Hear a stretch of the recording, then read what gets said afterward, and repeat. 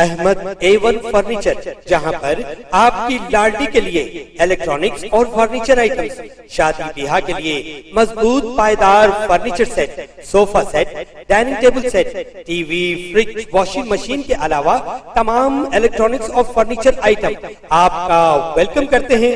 Ahmad A1 furniture और Ahmed electronics, opposite Shadan hotel, Ballaguda road, Hashimabad, Hyderabad.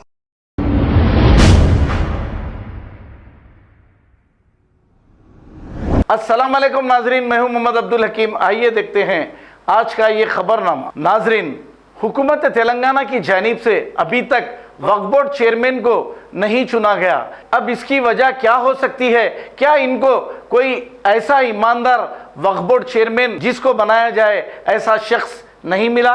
और ये फिर इतने दिन तलाश करने की वजह क्या है? इनकी जो तेलंगाना जो पार्टी है, इनकी पार्टी को जो सपोर्ट करने वाली जमात है, इन्होंने ग्रीन सिग्नल नहीं दिया किसी को भी बनाने के लिए, या फिर इनके कामों में साथ देने वाला कोई भी वक्फ बोर्ड चेयरमैन अभी तक नहीं मिला। अब आपने देखा, अब तक कई वक्फ बोर्ड चेयरमैन आए और चले गए, बड़ी बड़ी बातें करे कि मैं पानी भी नहीं पीऊंगा और मैं यहाँ से तनख्वाह भी नहीं लूँगा, लेकिन करोड़ों रुपए की वक्फ प्रॉपर्टीज़ को लूटा गया और बेच दिया गया, लैंड ग्रैबरों के हवाले कर दिया गया, लेकिन कोई जांच नहीं और कोई इस पर तबसरा नहीं। अब आखिर कौन बनेगा वक्फ बोर्ड चेयरमैन? ऐसे कैसे पाक साफ चेयरमैन की तलाश की जा रही है।